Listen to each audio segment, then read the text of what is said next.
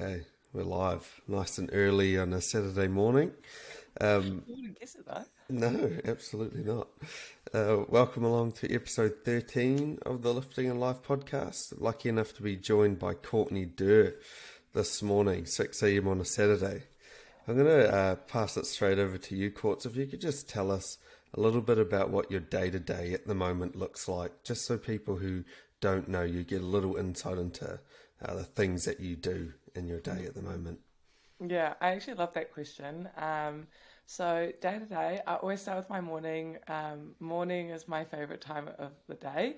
Um, I will often get up pretty early, and I think that sacred 30, the like first 30 minutes, is just so precious to me and really sets me up for the rest of my day. So will always involve some sort of meditation, maybe some journaling, not always. That might kind of come later in the day. And then just getting myself ready to go and move my body. So then I'll always exercise, which is why like exercise is super super important to me. So I didn't want to miss that out today. So we're just making it all work in the morning.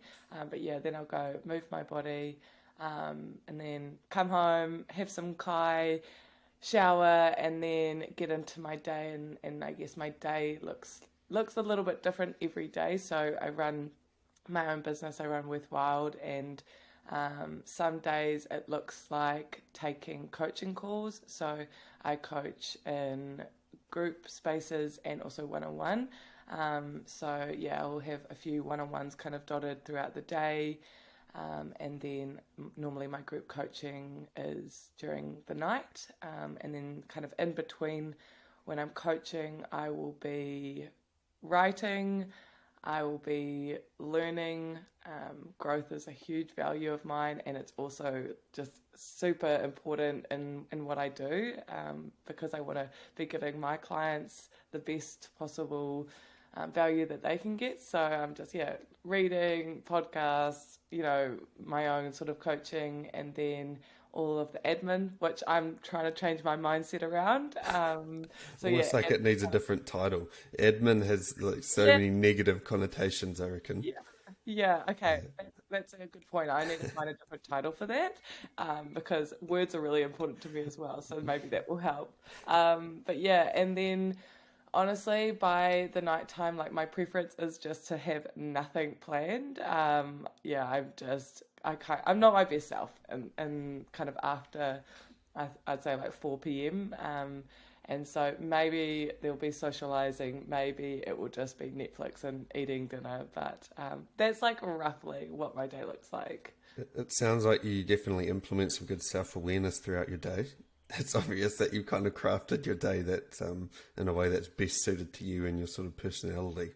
I For like sure. that sacred 30 you mentioned right at the start of your day. Where did that sort of come about, and when did you start implementing something like that? I don't know exactly when, but I think kind of going from waking up and going straight onto my phone and realizing the impact that that had on my mental and physical health. I think just from that made me realize actually how you start your day is really important. I've also like read a few books here and there, just kind of talking about when the as soon as you wake up, you're in that like hypnotic state, and you soak in the information that you're around so much easier. And so when I thought about it like that, I thought, oh my gosh, I would wake up and my alarm would go off, and to try and keep me awake, I would go on Instagram, and then I'm like scrolling, and I'm putting all of these other people's, thoughts and feelings and bodies into my mind, and I then would go about the rest of my day just feeling like trash. So I was like, okay, I need to change something about this, and I just thought like how do I want to start my day? And something that I love to think about is just, you know, before before the world gets its hands on me, I want to be in control of what I can because we're very rarely in control in our life. There's so much things that can happen that are just completely out of our control. People can have moods, deadlines can come up, you know, shit can just hit the fan. And Yep. so if I have that 30 minutes, then like that's like the one thing that I know that is in my control that is going to support me. So Yeah. yeah. Man, that's awesome that you actually built it more from like your own experience and your own interpretation of the situation instead of necessarily listening or reading to one thing that sparked your interest. It reminds me of I don't know if you know Andrew Huberman. He Oh, does a he's lot of really cool. podcasts Yeah. and stuff. The like the sunlight early hours. I've been doing that religiously every morning lately. Get up just like, outside straight away, and you do feel so much better for it. I love that. Actually, I want to start doing that. Yeah, I'm always it depends on like the season that I'm in, both like the actual physical season, summer, winter, you know, sort of thing, but also like the season that I'm in like mentally will depend on kind of what leaves my morning routine and then what comes into that. And like I've just come back to New Zealand and it's starting to, you know, come into summer and I just thought ocean swims is something that like makes me feel alive. And maybe it's not realistic for me to put that in every single day, but it's something that like makes me feel alive. That's the best way that I can put it. And so I'm just like, okay, I'm gonna pop that into my morning routine and then take some of the others out. So yeah, it's always like it's always changing, but there's definitely my non-negotiables, which is meditation and movement. Like they don't doesn't matter what season I'm in, they don't leave. But everything else kind of is a bit more flexible. Yeah, that's cool. Very insightful. All right. I want to jump into a little bit more because I know we're a little bit pressed for time today, but we're still going to make it work. What was the first thing that first sparked your interest in the fitness and well-being kind of space, just from a personal perspective? What was that first thing that really sparked your interest there? Um, I would say that it's probably from my upbringing. So I just am a big sports fan. Like I played sports basically since I could walk. I don't know what it was about me as a child, but mum and dad were just like, no, she needs to do sport. Like my other sisters like weren't the same. They really loved like art and that sort of thing, and maybe I was just a bit loony and they wanted me to kind of expend some energy. So yeah, put me into sports early on, and yeah, basically for like from the age of kind of 5 to maybe 18, I was like heavy into sports. So I played softball. I was lucky enough to wear the New Zealand junior jersey. Oh, Really, damn. really cool. So softball was a big part of my life. But then, yeah, basically any team sports like netball, soccer, football, however you want to call it. Yeah, just really got amongst it. And specifically team sports, I think that um, I am quite competitive, but I also crave connection and community. And so, yeah, just having the balance of both of those was just really, it just brought me a lot of joy. So I think that for me, that kind of started it off. And I then remember I was still in school, I was in sixth form, and my friend said, oh, hey, Courts, can you come with me to this open day it was at the New Zealand Institute of Sport? And I was like, yeah, a day off school, of course I'll come with you. Yeah. And so, yeah, went to this open day with her, and I just didn't realize that sports was something that you could do for a job. Like I went to that open day and I was just like shocked and amazed. I was like, oh my God, this is what I want to do. And I remembered so vividly coming home after that day and being like, Mum, I don't want to do seventh form. I know what I want to do, and it's this. And she was like, yeah, sure. Like it was like, yep, that's fine. You know. So I feel really lucky to have parents that kind of let me follow my joy. And I also feel really proud that I have kind of all my life had the courage to follow what lights me up. So yeah, I think the love of fitness came from sports for sure.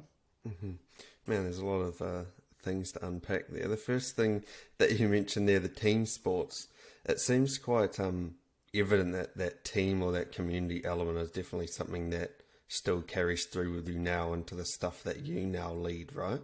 How do Mhm. you make sure that that team or that community element is something that you really foster in the people that you help? Yeah, oh my gosh, it's funny because I look back on my life and I'm just like, oh, it makes so much sense that I love what I love and I'm doing what I'm doing because right from an early age it was so impactful on me. So both the community, so like having people around you was really important, but also the importance of mentorship and coaching and how a coach that aligns with you can really lift you up and help you to become your best, and how a coach that maybe doesn't align with you can really play a detrimental role in how you feel about yourself. So I had both of those experiences within coaching, and I think that one of my last experiences in softball specifically, so I was yeah I it was like my life, and I everyone knew me as that. Like that's how I identified. I was like, I'm Courtney who plays sports, and I'm the I'm playing softball all person. the time, you know. Yeah. And so it was yeah a huge part of my life. And I then was at a quite young age got into a team that basically everyone in the team was double my age, and I was I don't know if you know softball that well, but I was a catcher, and so as a catcher you're like squatting behind the batter, and oh my god, my tummy just rumbled. I hope you guys can hear. I did hear that. I'm not gonna lie. I didn't know what it was, but that's hilarious. No, so yeah, so I was in a team. As a catcher, you are the only person on the team that can see the whole play. So it was my job to be the leader, to communicate to everyone, and that's quite intimidating when people are double your age, and so that was fine. And I had luckily had enough confidence to kind of do that. But unfortunately, the coaching, his style was very much like disregard anything positive that you do and just focus on what you need to work on. And I'm okay with being told, okay, this is, let's improve in this area or this needs improvement. But I want the balance of you did really well in this area and I'm really proud of you and it's okay to fail and that sort of thing. And so, yeah, so I kind of had that experience with him and I just basically watched as my confidence dwindled, and I got to a point where my job was to catch the ball and throw it back to the pitcher, and I really questioned myself and I started getting in my head, and I couldn't throw it back to the pitcher, so I would throw it into the ground, I would throw it into the outfield, and it was like just the most mortifying experience that I've ever had. And well, when I say experience I mean experiences, because it happened like almost every single game that I played for about 2 years. So kind of on reflection, I ended up giving up because I was like, this is really hurting me and I'm not enjoying it anymore. So I left that, but kind of when I look back on that experience, I just realized the importance of having someone that sees you and that values you and that is proud of you and that can help you to see your light when maybe you can't see it yourself. And so for me, it's yes, I probably come across a bit like woo woo, a bit like, head in the clouds sort of thing. But I also know the role that it can play and how important it is for people to actually be able to show up as their best selves. So yeah, it's hugely important to me. And that scenario is something that could be applied to so many different contexts as Can well. I just can I just pause? Yeah. I've got this cat here. It's just like munching away, and I'm like, okay, I don't want it to. So I'm just gonna put this bowl Yeah. somewhere. Yeah, he's sort of out. It's just you're munching a little bit too loud.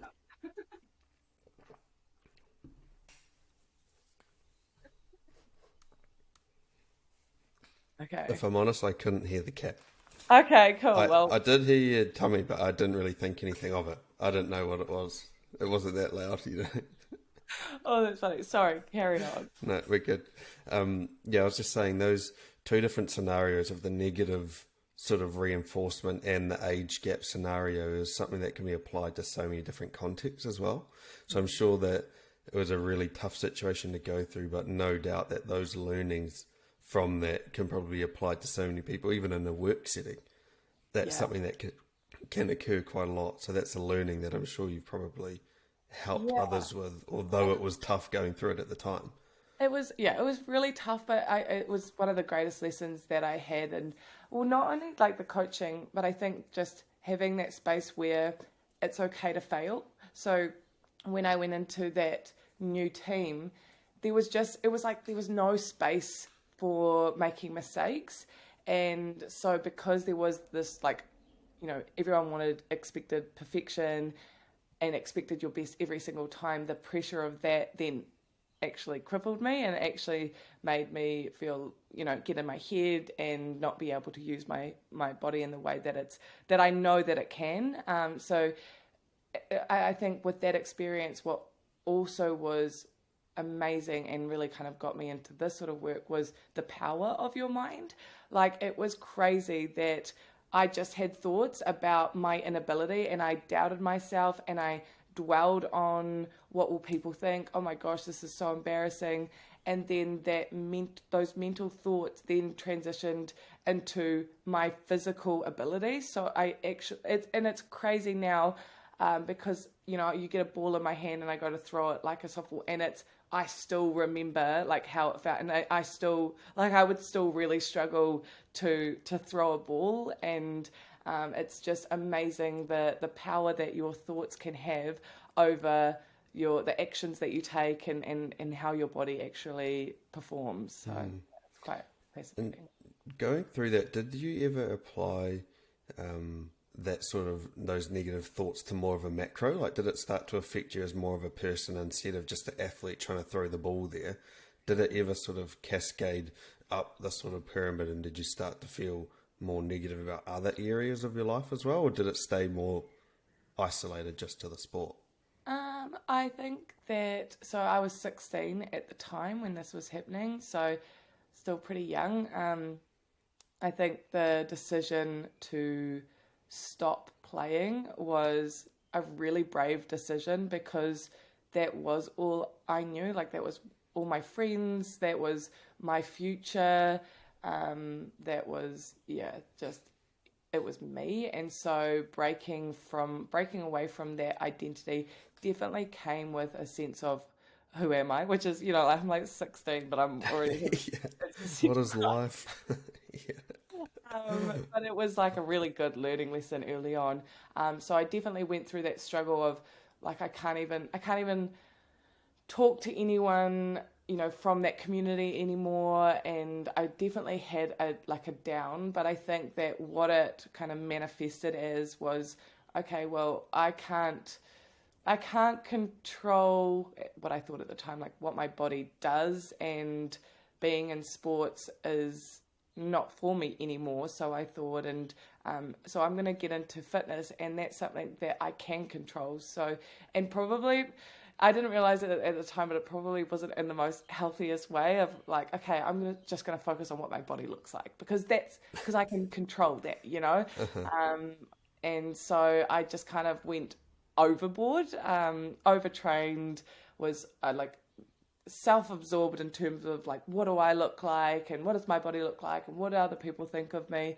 And so I kind of went through that phase after coming out of sports, and I'm only kind of thinking about this now. It's probably because I was hurt from that experience that I was just like, no, I don't want to put myself in that space again. I just want to focus on what I can control so I don't get hurt. And yeah, just kind of went through a bit of toxic phase with the old fitness, but luckily came out of that. Yeah, and it's probably a search for identity as well, right? There's like the analogy of the pie, and it sounds like your whole life pie was pretty much all softball. And then Mm, as soon as you remove that from the equation, you got to try and fill it with other stuff. yeah, And I when actually you love. start at the gym, you start at the gym and you start to learn a little bit about food, and you're like, oh wow, I can actually change my physique by doing these things. I don't need anyone else. So Mm-hmm. it's no wonder that it becomes almost like an obsession for some people, right? Because you can do it and you don't have to rely on other people. Yeah, that's so true. It's like, oh, I don't need to rely on anybody else. And I think it's good to have those things that are completely within your control. That's only human. But this idea of, you see it happen like after a breakup, when someone hurts you and your heart is broken, you're just like, okay, I'm just going to close up. I'm just not going to do that, and I'm not Yeah. going to speak to them, and I'm just going to do my own thing, and I'm going to become hyper independent, which I Hmm. also went through that as well. But it's like it's this idea of just kind of closing off and yeah, obviously fitness is an incredible tool, and it's so amazing being able to kind of learn these different things and have this modality that really helps you. But there can be the other end of the spectrum where it can be really detrimental to you, and that's where I think I probably started off with. Yeah. Yeah. No, I know you've been doing it as a professional for quite some time. I remember chatting to you years ago when you're still Body Love NZ then, right? Mm, Maybe, yeah. what was that? I don't know, 6, 7 years ago, something maybe. So, So yeah. as a guess, maybe it was 2 years ago. No. What was the steps from you finishing softball, you learning about NZIS to then actually converting it into a profession? How did that sort of transitional phase go, and what did that look like? Yeah, so I didn't do my last year of school, and I just went straight to NZIS, and so I was 17 at the time maybe. And again, I was in a space where a lot of people were older than me. And I studied there for 2 years, and basically definitely of the mentality of like C's get degrees, even though it wasn't a degree, but I was like, I just want to do the bare minimum and have fun. Like it was like I just want to, you know, work out and have fun with my friends and go to parties and meet boys, and so I was kind of in that phase where I just enjoyed sports and fitness and being in that sort of space. But I first of all didn't even know I didn't even know what a personal trainer was. And that wasn't like, I didn't study there to be like, okay, I want to be a personal trainer. But as a part of being at NZIS, we got a free gym membership to Les Mills, and so going to Les Mills, I was like, "What is this wonderland? Like this place is amazing." Was it Um, Taranaki Street that you were going to? yeah, Yeah, yeah, and that's it a was, big gym too. oh man, I was like a little kid in playground. I don't know if that's the right term. Anyway, Candy store, um, maybe. so it was just, yeah, it was amazing. And then when I finished NZIS, I still didn't want to be a personal trainer. I remember someone talking to me about it, and I just thought, there's no way that I could be a personal trainer because I'm not organized enough. There's no way I can like run my own business. That's just not me. And so I finished NZIS, and I just thought, okay, I've learned all of this for the last 2 years. I don't want to lose it by just going into a random job. So what I'll do is I'll start working at Les Mills like as a gym instructor, and that way I can kind of stay in the industry and I can kind of figure out what it is that I actually want to do. So I started working at Les Mills, and yeah, I think that maybe it was just like my personality or just the way in which I trained. But yeah, I had one of the PTs there. Her name is Ngarama, and I don't know if she's still there now, but she was there for a really long time, and she was like, one of those like one of the people that you just like look up to and just respect, or you're like, okay, like if you say anything, I'm gonna like follow it. And basically, she came up to me one day and she was like, I just, I really like what you're about. And she was pregnant at the time, and she was like, I need someone to look after my groups. And so like, I'd never taken any sort of group training. I'd never personal train anyone. But I just said yes. That's another thing that I love about myself, is that I'll say yes and I'll figure it out later. Um, but yeah, I said yes to that, and yeah, so basically I took her women's groups and I just like helped them with their like fitness, and I just I fell in love with that, and I just had the best time of my life. And I then after that I had Brett come up to me, and he was maybe the manager at the time, and he was like, "Hey, Courts, like just been watching what you've been doing, and obviously if nah, respects you enough to let you help her out with her business, then I think that you should really think about coming in personal training. And yeah, I think it was just that like support of someone like believing in you when I didn't have that those thoughts about myself. That didn't align with the identity that I had kind of constricted myself to. So yeah, having somebody see potential in me gave me the confidence to kind of take that step. And so yeah, then I kind of got into personal training, and that's a whole nother story of confidence and insecurity and growth. But yeah, that was kind of the transition from playing sports to getting into the gym environment. Yeah, it goes to show that you obviously went in there with a lot of confidence and you were good at what you did too, right? For a personal trainer to ask a gym instructor to look after their clients, because like obviously Jimmy's like, you do a little bit of technique stuff, but you're kind of just wandering around the gym and saying hi to people when you're not running classes or like doing one-on-one sessions. So that's an awesome opportunity to honestly, when I look back at it, I'm like, wow, that's actually really amazing. But like when I say I was confident, like I was shit scared. Like I just said yes, and then on the inside I was like, what have you just done? Like, oh my God, I don't know what I'm doing. I don't, I'm gonna let her down, and all of those thoughts. And I definitely think like even just doing what I do now, and this is the message that I definitely try to share, is that you can experience negative thoughts. It's just a part of being human. It's not doing the work on yourself is not about getting rid of negative thoughts, because the negative thoughts are there to protect you and keep you alive.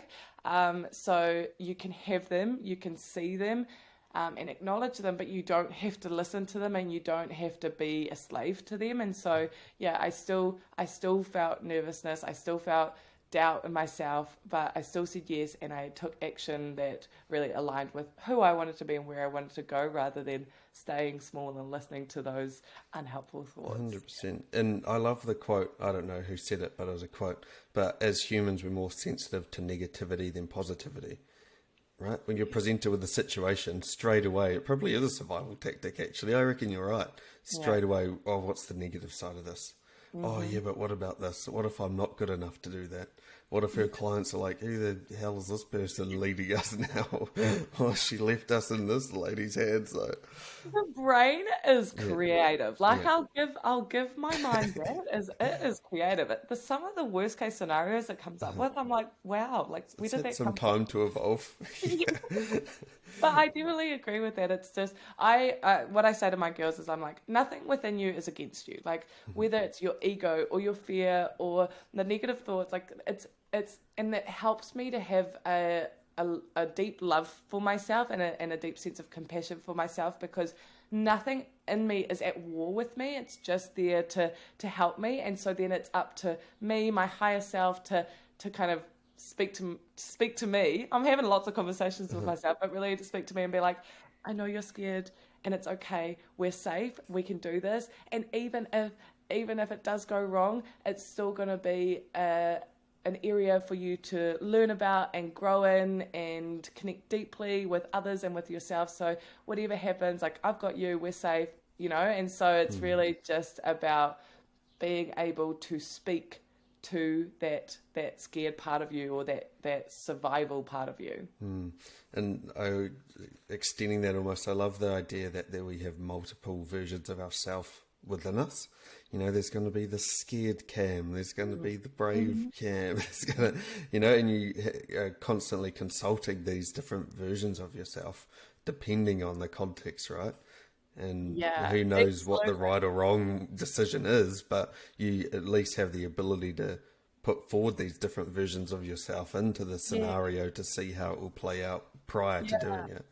I think about it as like a committee. Like you go to the board meeting, you're like, all right, who we've got here today? Like, who's away sick? Because sometimes my higher self, she's on holiday, and I'm like, It's like the Inside Out movie. Have you seen the Inside Out movie? Oh my God, that's my favorite movie. I love it. The angry one, like smashes the button. Yes. So good. Right.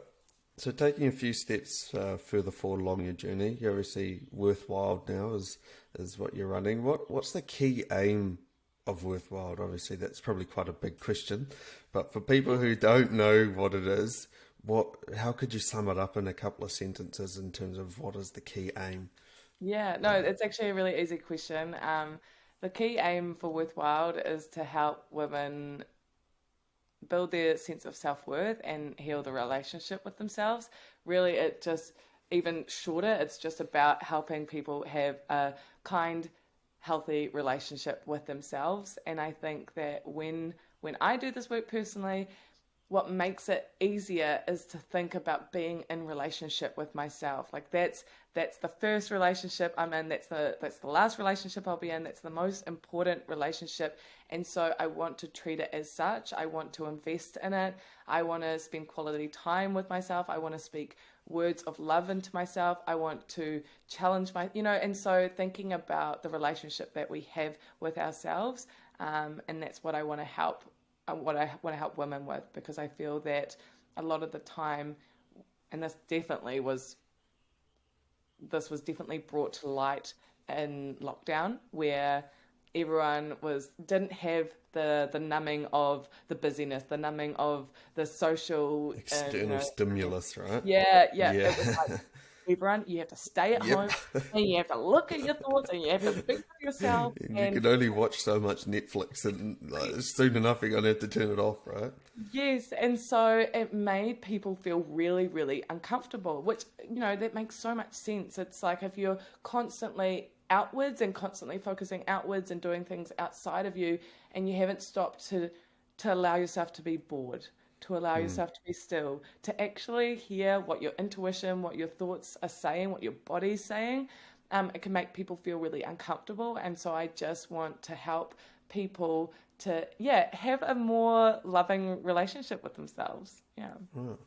And then what are the components involved in that? Because obviously that's not just we're gonna lose 5 kilos and that's a really straight up and down black and white kind of goal. When you're talking about someone's entire well-being, there's obviously so many components to that.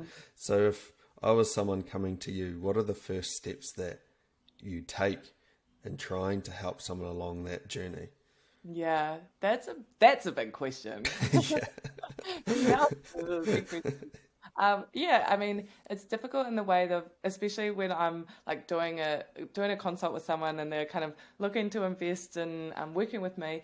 They're like, okay, so what am I going to get out of it? You're like, oh, Yeah. okay. Yeah, It's a it's not as transactional thing, eh? If I give you this, what do I get? yes, of course, and of course you're wondering that, but it's not as tangible as losing 5 kgs, for example. Yeah. It is so much more intangible, and but I'm like that's the important things, is like the way that you feel about yourself, your ability to overcome obstacles, your ability to speak with yourself, your ability to keep promises with yourself. So there's like so many things that you can't tangibly touch or maybe necessarily measure in a straightforward way, but are still just key to actually being able to live your best life and be your best self. So for me, some of the things, one of the main things is around negative thoughts, which we've already spoken about. So just really bringing to light what is in the shadows, what is down deep,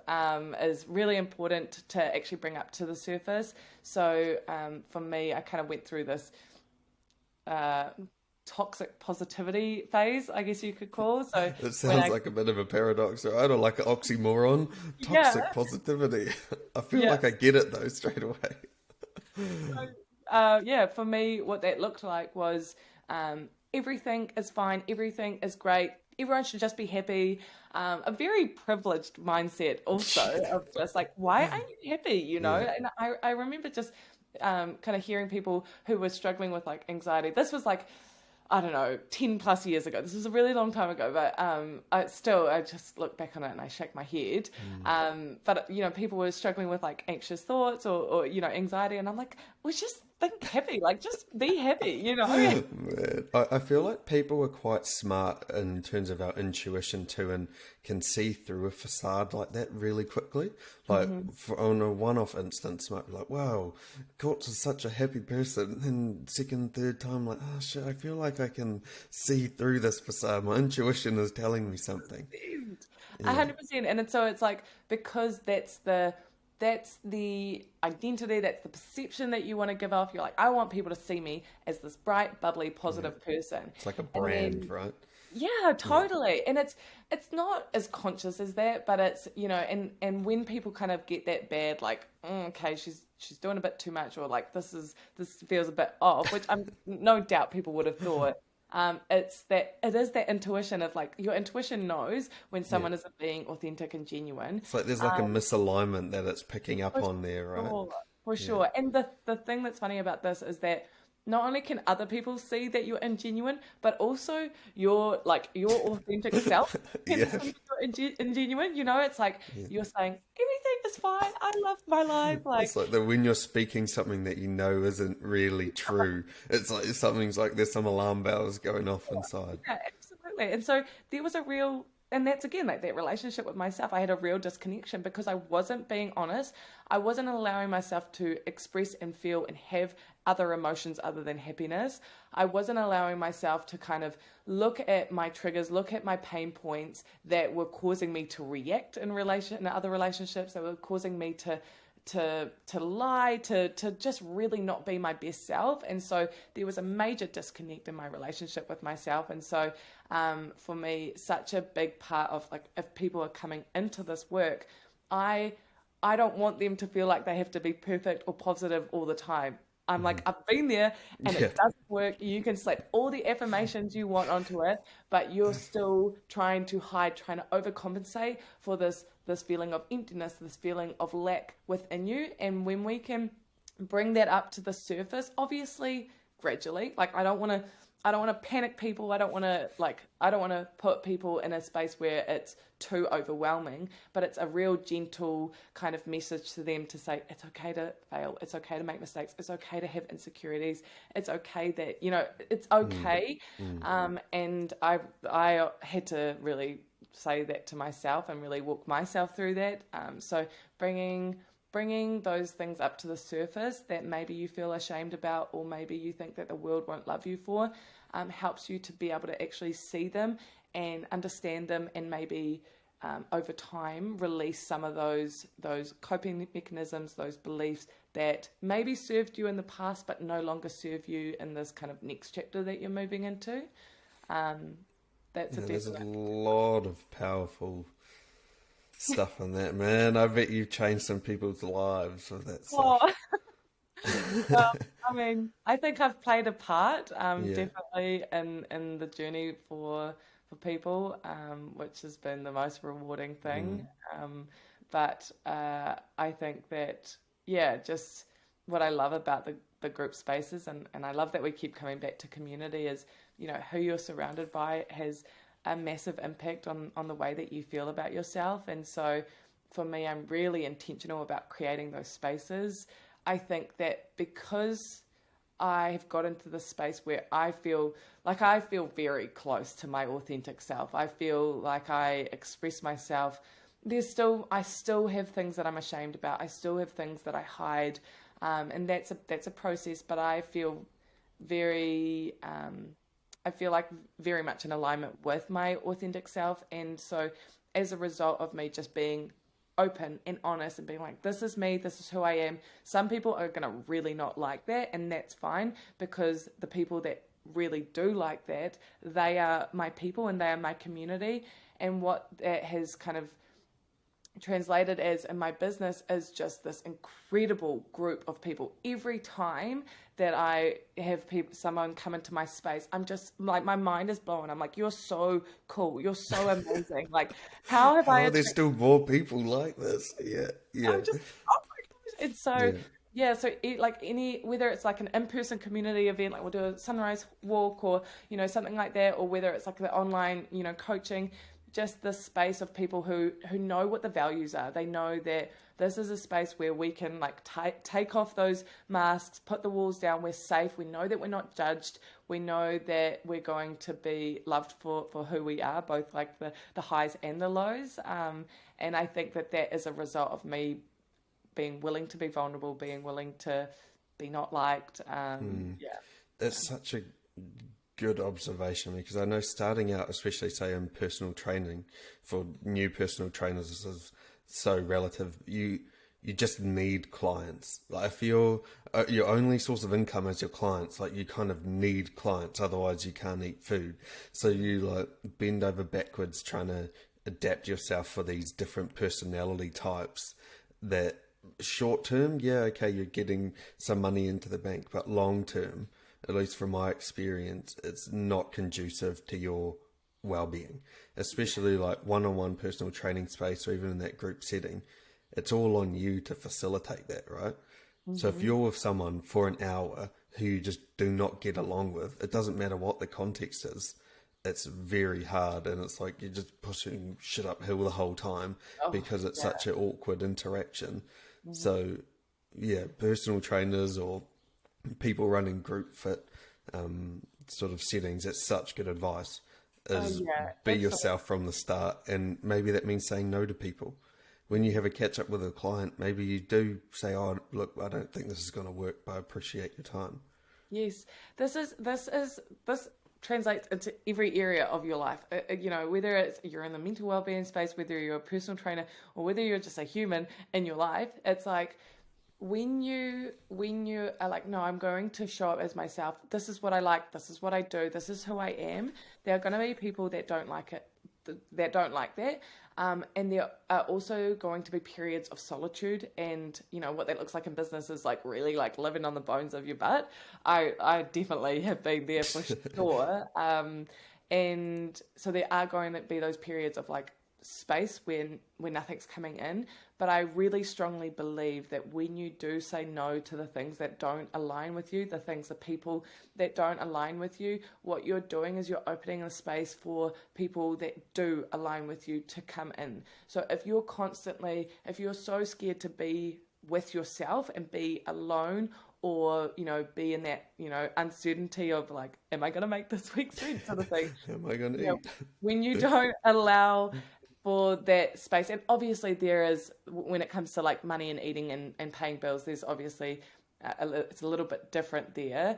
But what I'm really saying is that if you don't allow yourself to be with yourself and be alone, then you just keep filling up that void. You just keep filling up those spaces, and what happens is no one new can come in. No one that actually is like your people that can come in, because you're too scared of being alone. And so I think that was me. Like, I speak from personal experience. I was just like, I'll just like fill my schedule up with anyone, and I'll be friends with anyone who chooses me. And really, when I actually started to say no, it was really hard. Like I also still do that in my business now. It's like, if I feel that a person doesn't align with what I'm trying to do or with who I am, then I will say no, and I'll be really gentle about it, but I will say no. And what that means is that space then fills up with someone that does align with me, that helps with the energy of the group. So it's like, be brave enough to be alone, to kind of risk uncertainty, because what comes on the other side of saying no is like just the best yes ever. So and I feel like energy is the perfect word there. It's like being conscious of your energy consumption, because if you're interacting with someone who you don't align with very well, it's a lot of energy. Like, a lot of energy. oh my God, this has like been super front of mind for me lately. Is just, I just think about, you know, energy as money, you know, and you've got, let's say, like, you've got a certain amount of money every day, you've got a certain amount of energy, and so you want to be intentional about how you use that. And so for me, it's like, okay, well, what things in my day are going to deposit? Wait, is it deposit into my? Okay, let's start. Receive are going to add to. So But deposit is the right word, though. okay, Yeah. so, you know, there's things in my day that are going to give to me. And so that's like the meditation, that's like the movement, that sort of thing. And then there's going to be things that take away. And even if those things are really enjoyable. So for example, my coaching, I love coaching. It brings me so much joy, and there's a level of energy that I get back for sure. But then afterwards, that's going, like, my energy is going to be drained a little bit more and a little bit more. And so I want to be intentional about who I'm giving that to, because if I'm like, okay, well, I'll just give it to that person because I'm too scared to set a boundary, or I'll just give it to social media because, I can't be bothered like thinking about, exercise or what I want to do. And so you're just expending these energies in ways that don't serve you, and then you don't have the energy supply to actually give to the things that do light you up, So if I was just being in friendships, relationships that didn't serve me, and I was giving these people energy here, energy there, then when I'd come to my coaching practice and giving back to my community, I would be, Tanks on E. give half Yeah. of what I really know I could give. And so it's just recognizing your energy is very precious, and to not just be, handing it out here, there, and everywhere. Be deliberate about where you put it. This is really well aligned to a question I got for you on Instagram. I feel like you actually just answered it. But the question was, how do you conserve your energy when you're always helping others? That's a bloody great question.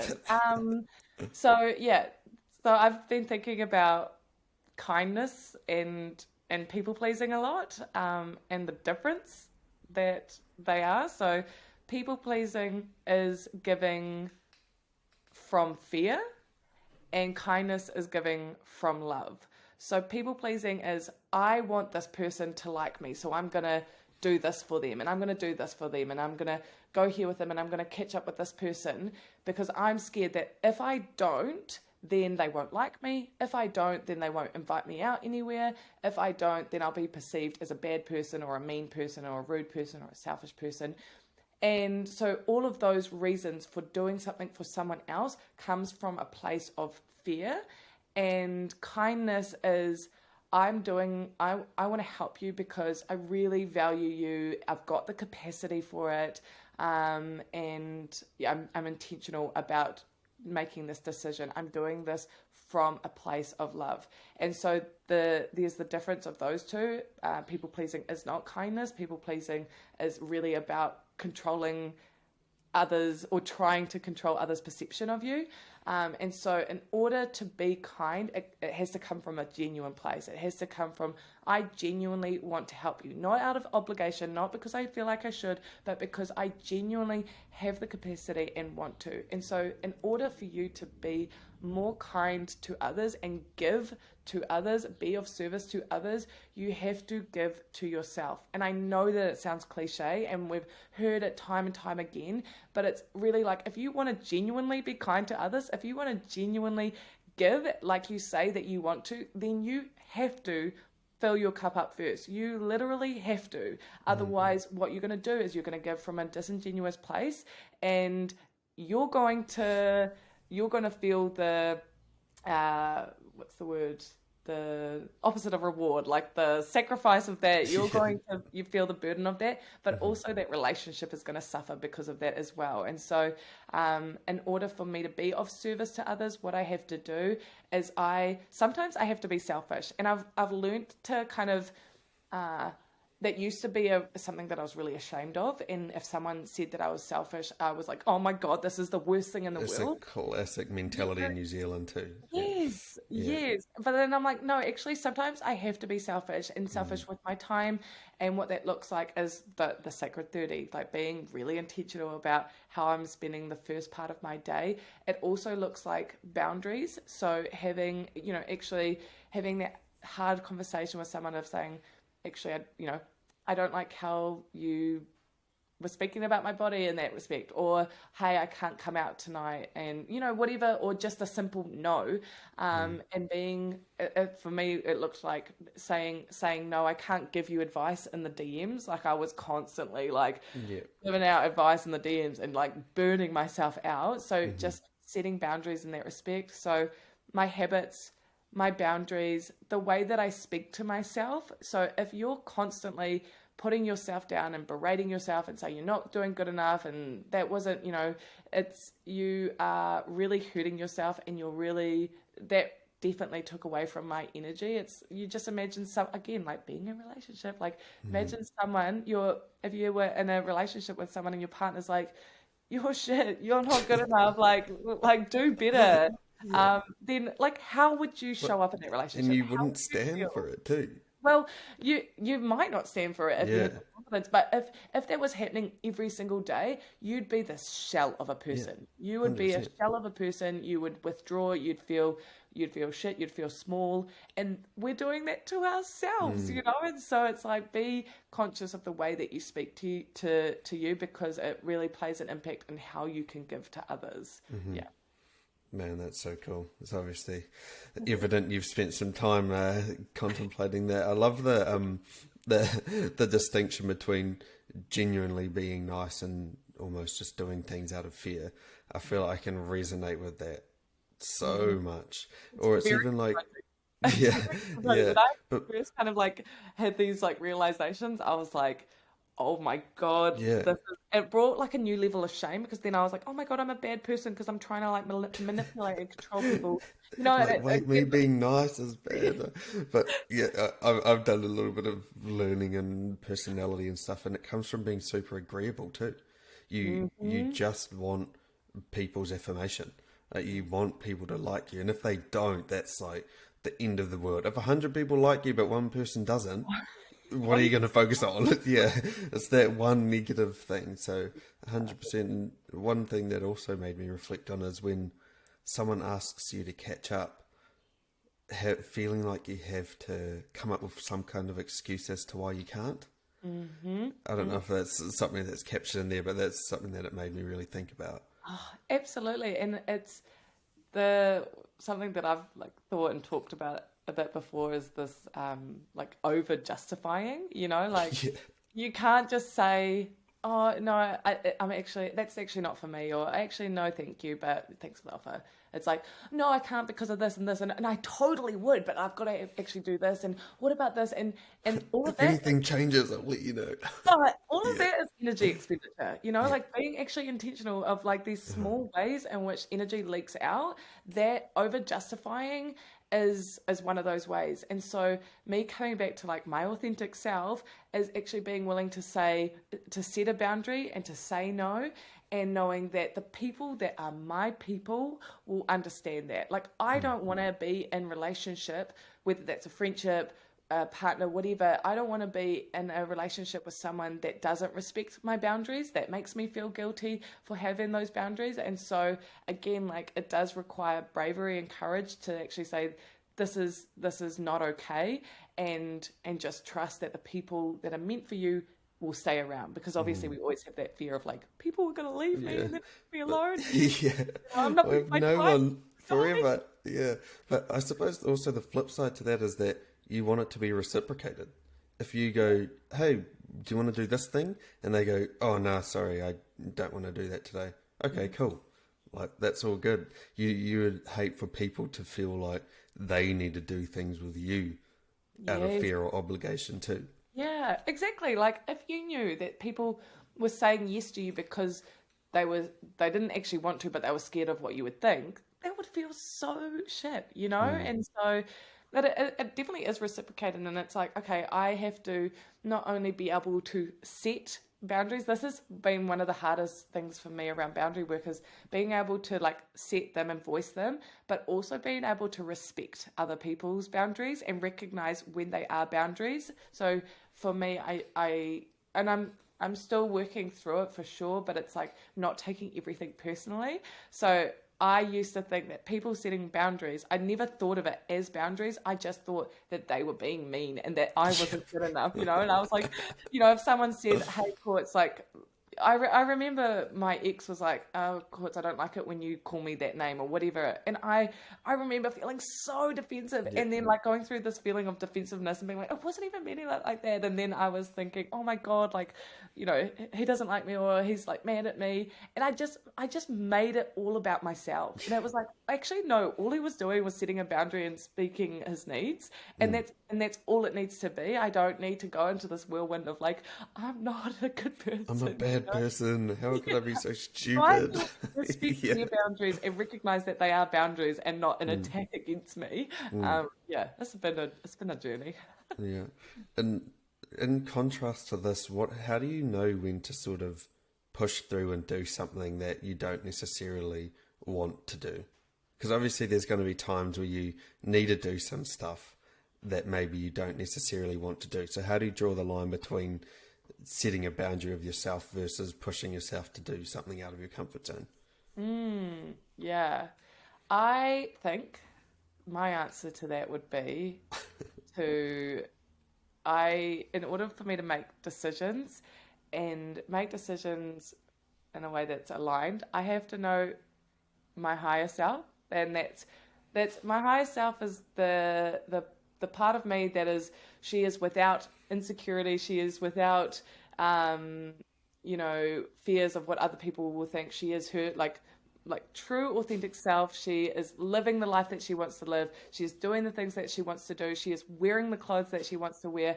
She is like, if you ask me who's my role model or who do I look up to, it's her. And so, and for me, knowing what she looks like, it's a different form of goal setting, really. It's just, okay, like, who is the person that I want to be? Like, how do I want to show up? How do I want to show up to challenges that come to me in life? How do I want to show up in joy? How do I want to show up when I look at my body in the mirror? And so I think about her, and then from there I make those decisions that are in alignment with her. I think that's a really big one when I'm making big decisions. Like, I remember when I was thinking about leaving Les Mills and going out on my own, that was a really hard decision because Les Mills was what I had known, um, and it was my security. Like, I was financially secure there. I had the people around me. But then I thought about, okay, do I just go out on my own and take this big, decision, courageous decision? And I thought about my higher self, and I thought, is she in the gym? And what is she doing? And how is she spending her time? And what does she do for work? And she wasn't in the gym. And it was almost as like clear as that when I thought about who I was going to be in 20 years and what she was doing. And I was like, okay, no, I need to make this decision because if not now, when? And so that definitely helped me. Then I think in both like the big and the smaller ways and making those hard decisions that you're like, I know that this is for the best of for me, is knowing what my values are. So, and that's totally in alignment with my higher self. My higher self is fully embodying those values. But when I know what my values are, then it really helps me to show up.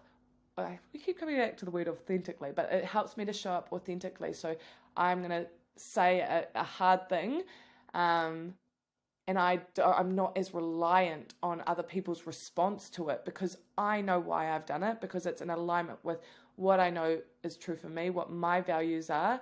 And when I'm living in alignment with my values, then that's when I feel success, that's when I feel fulfillment, that's when I feel purpose, and that's when I feel joy. So yeah, I think that values and higher self, which is a really huge part of what I teach in Lighthouse, helps me to do the hard things.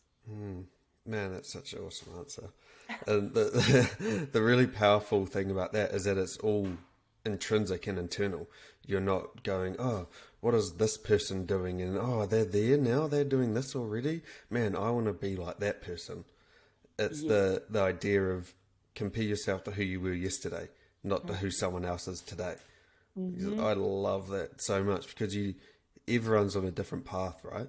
Yeah. And if Yeah. you do set up this goal or this target of your ideal self or the person who you're aiming to be, then it's always you versus you.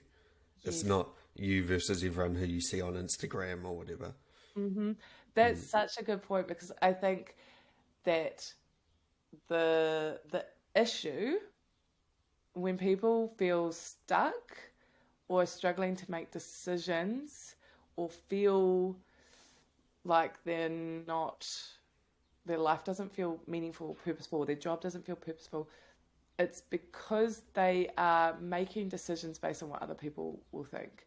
It's when you are out here and thinking, what will that person think? What will that person think? Of course, there's going to be so many mixed messages because social media is telling you one thing, your dad's telling you another thing, your mate's telling you another thing, your ex is telling you, it's like no one has the same opinion. There is not like one rule book to life that's like, this is what success is. So everyone's going to give you their opinions based on their own experiences, their own values, their own pain and triggers. So that's what you're getting. You're getting that from that angle, you're getting that from that angle. So naturally, you're going to be confused as hell because everyone's got different answers. And so when you keep thinking or looking outside of you for the answers, you're going to, every time you do that, disconnect with yourself. You're saying in the relationship with yourself, I don't trust you and I don't value what you say, so I'm going to ask everybody else. If you imagine that in a relationship, like if you're, again, like I'm coming back to this to try and help people understand, it's like if you were in a relationship with someone and they just constantly looked elsewhere and constantly was like, I don't trust what you have to say. I'm going to ask for the opinion of this person and I'm going to talk to this person. You're going to feel really bloody shit. You're going to be like, what's wrong with me? I feel like, and so it's when you're looking outside of yourself, you're never going to feel that sense of fulfillment, I feel. And so, yeah, it almost has to be intrinsic. You almost have to ask yourself those questions. And I want to make this clear that it's not bad to seek the opinion of others. And it's also not bad to want validation or approval from other people. That's so human. Like I would be lying if I We're said that I evolved to didn't crave that. of course I love validation. I'm like, give me the likes on Instagram. Yes, I want that. Yeah. Like, that's natural, that's human. But it's like, okay, how much are you relying on that for your self-worth? Because that's the big thing for me. It's like I have to feed from myself first. I have to fill myself up first. And yes, of course, it's nice to have the validation from other people and to seek other people's thoughts and opinions, but not as a replacement for my own thoughts and opinions. Yeah. That relationship analogy works so well in explaining those situations. I love that. So if I was someone, which I suppose I am someone, but speaking more broadly, who hasn't necessarily got a higher self that they've constructed and spent time thinking about and can refer to. I don't know if this is going to take too long to answer, but how would you first go about initiating the steps to constructing something like that? Yeah, my first thing was join Lighthouse. No. Yeah. Sign a Black Friday sale. You know what I would say is, let's go with. I'll go with three things. I'll give you three. Sounds good. Oh, I was going to say a number, but I was like, I don't want to put boundaries on us. Yeah. Yeah. Too much. Yeah, well, too much. Yeah. The first, where would be the easiest place to start? What's the time? Oh yeah, we're good. Well, I don't know if my stomach is good. Yeah.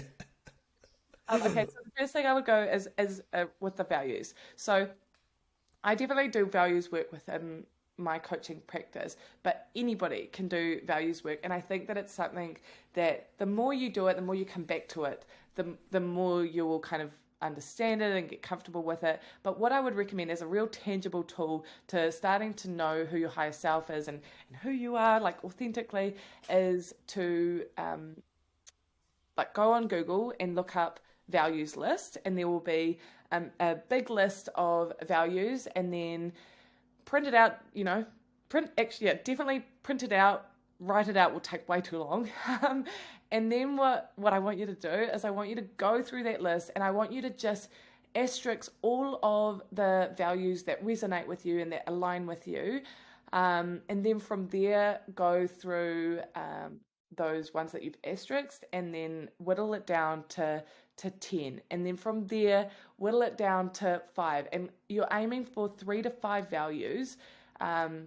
And then stay on those 3 to 5 values. Know that if you're doing this for the first time, it's probably going to be like, oh, I'm not really sure about that, or is this even mine, or I actually have 15 values. Like just try to start with 3 to 5, and then once you've kind of roughly got those 3 to 5 values, then ask yourself, why is this important to me? How am I showing up? Or how am I living in alignment with these values, and how am I not living in alignment with these values? I think that's a really tangible tool that you can use today, that will help you, because when you start to know what your values are, that comes from that deep intrinsic place, and your higher self is within you. You can call your higher self soul, spirit, authentic self, true self, like whatever label you want to call. It's that part of you that intuition that knows what's best for you, that knows your potential. Seems like it's like your conscience. Yeah, Well. it's there. Yeah. They are there, and so I think that would be a really cool tool to start with. The second tip I would give is that, which kind of goes in alignment with that, is to journal. So, when you're looking outside of you, can feel really confusing. You can start thinking, who am I? I don't know what I'm doing. And but when you start to journal, as you're writing in the journal, you are having a conversation with yourself, and you're spending quality time with yourself. You're dating yourself. You're asking these questions of, how do you feel about this? Or what are your thoughts? Or how are you feeling? And it's like, oh my gosh, the space where I'm like actually listening to myself.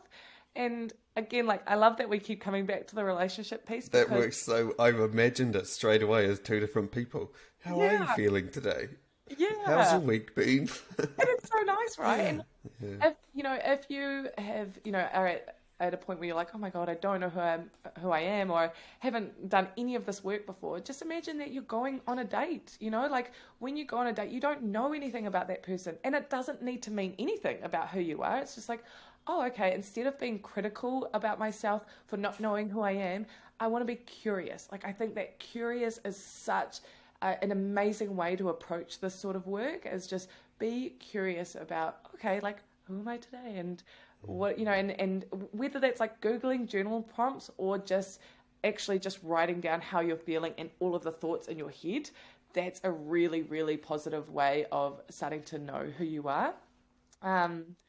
So there's that. Do I have two. There was two. Well, the third one that I was going to say is to do something like to get outside of your comfort zone. This one is obviously not as easy, but in my experience, when I've taken, there's all the like tools and the writing and the thinking and the reading, but the biggest transformations and shifts have happened as a result of doing something. So doing something that I'm scared of, taking that like 20 seconds of courage and just doing the thing, whether that's signing up to something, whether that's walking into the gym, whether that's marketing yourself as a personal trainer, whether that, whatever the thing that scares you, but also, excites you, do that thing. Because even if it all goes wrong, there's still lessons to be learned from it. And I think that a lot of, I've done shit that I'm not proud of. I've done things, I've made decisions that I'm like, that was definitely the wrong decision.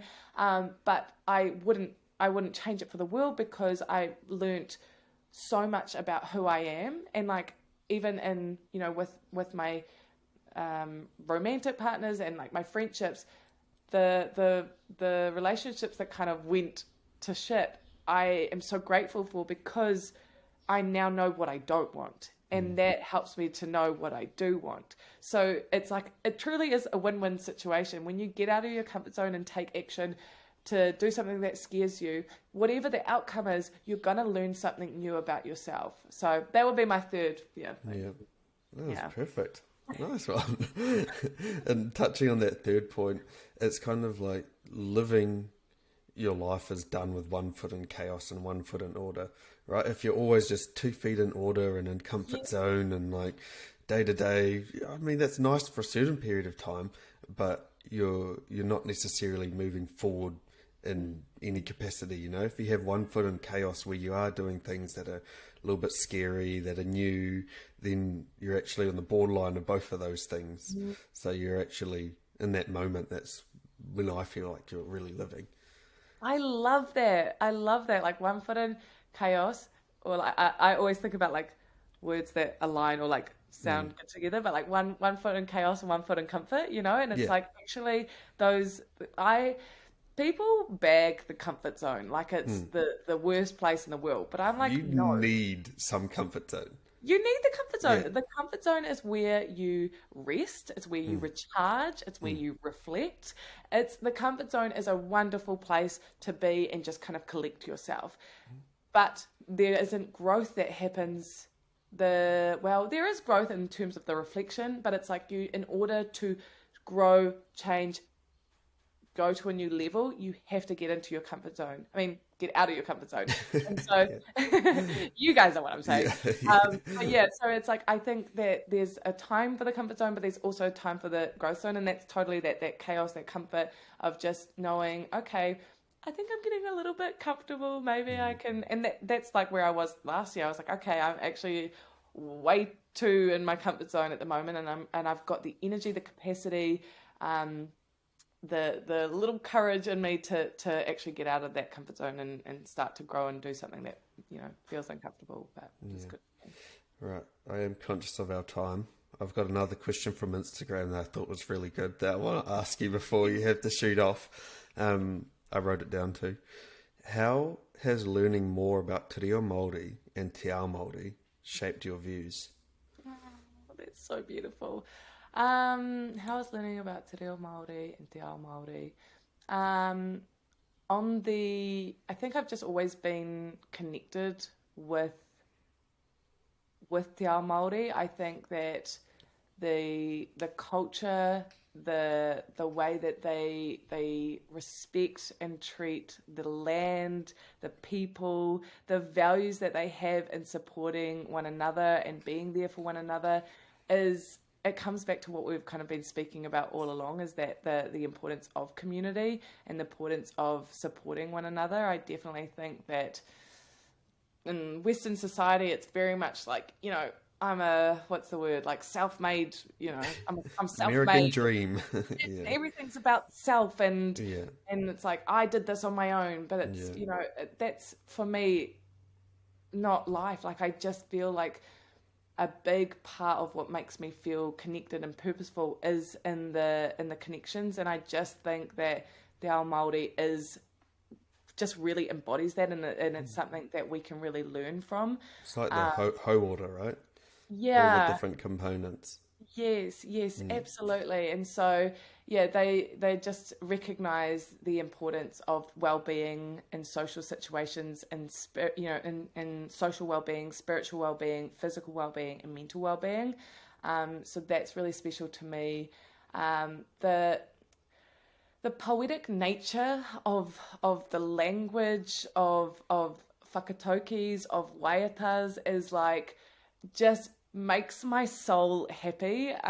When I first started learning it, I wouldn't say that I like to sing or am good at it or anything like that, but I didn't often do it. But then it was such a huge part of the learning journey that I just saw the ways in which when we all sang together, the joy that it would bring me as an individual, but also the connectedness that happened in that room. Like, we just bonded every time we sang together. Like, it brings me so much joy. Even like, you can probably hear and see it like Yeah. now when I think about it. And so yeah, and coming back to that kind of poetic nature is just the way in which they view the world, and speak about the world just really speaks to me, because it's just this it is I see life as art, and I love looking at things not as like a black and white. It's just this like, you know, various shades of colors, and it's not as easy as this goes into this box and this goes into this box. It's just like a really broad and deep view of life and appreciation of life, and that is really expressed through the reo, through the kupu, through the words. So yeah, I love that question, and I guess I don't know if I really answered it, but I guess what I've just shared is what it means to me, and yeah, it's been a really special journey for sure.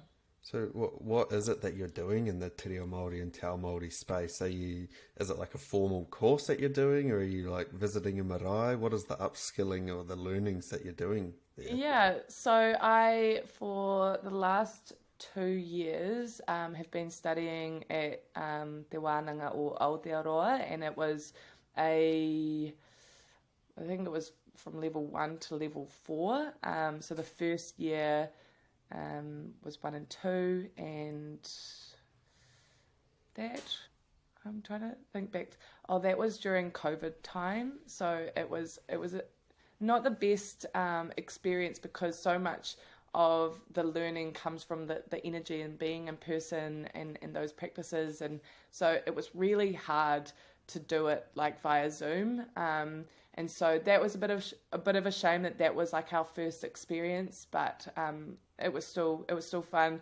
The kayako, our teacher, who like I think he was maybe I think he's like 5 years younger than me or something like that. And he's just like, he's such a dude, and he's like so funny, but he's also, so there was just like that banter as well. And it was nice. I think it was nice in the way that was like my first experience, because I was really, really scared to learn a new I was language. gonna say you have to really be vulnerable to put yourself into those settings. I feel like especially engaging the Te Reo Māori and Te Ao Māori space, because I don't know, going into like a marae, like I grew up in Whakatane, so probably closer to it than growing up in a city. Like I know in terms of the connection, like doing a haka, there's nothing quite like being a part of a haka, and like the connection that you feel with people and then the land and stuff. But you realize how little culture we have when you're put into a setting like that.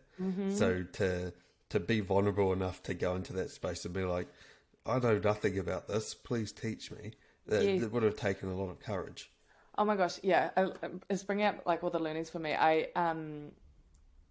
So the second year I did it, and this is like typical courts of, barely past the first year, and then the second year I'm like, you know what, I'm gonna do full immersion where we're not allowed to speak Pakeha at all. Yeah.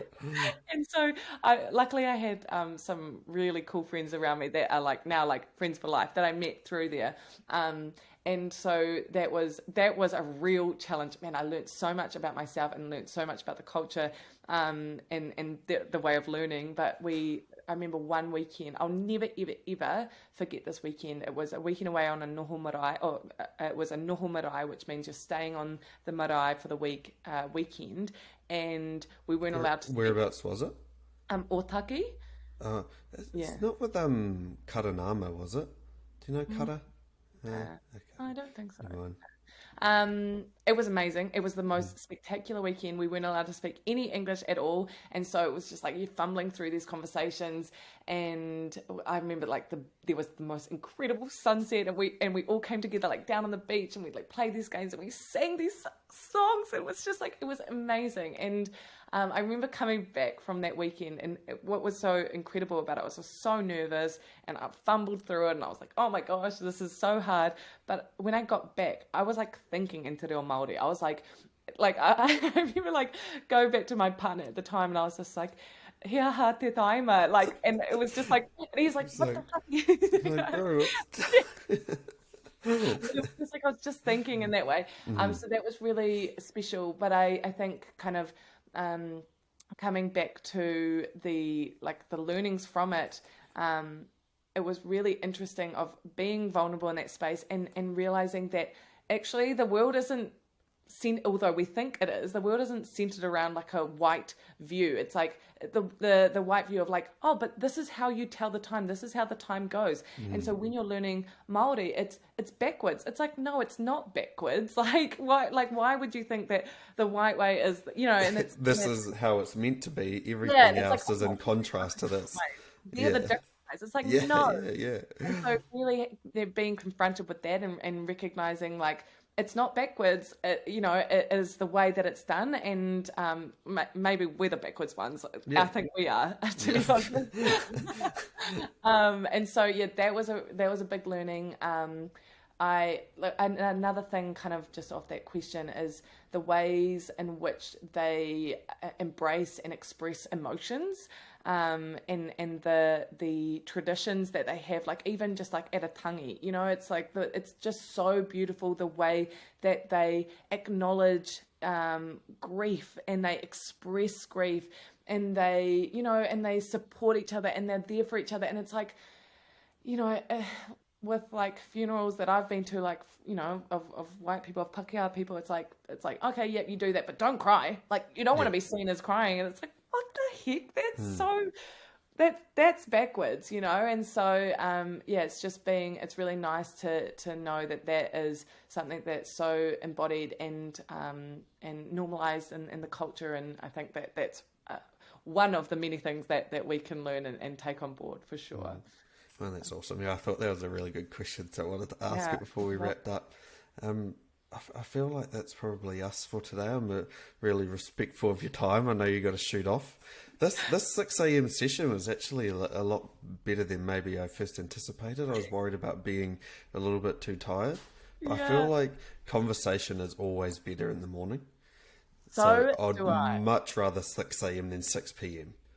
Same. Yeah. Same. Although, like, the only thing is just my stomach. I should have. I didn't. I didn't Honestly, realize if you didn't point it out, I would not have really noticed at all. honestly, like, but it's anyway. It's fine. It's fine. I'm gonna have some kai after this, and then Yeah, we'll be good to go. yeah. Oh well, thanks so much, Courts. I really do appreciate your time. We'll Yeah. just No, I've really enjoyed this conversation. It's been really cool. So thank you for having me. no worries. Thank you.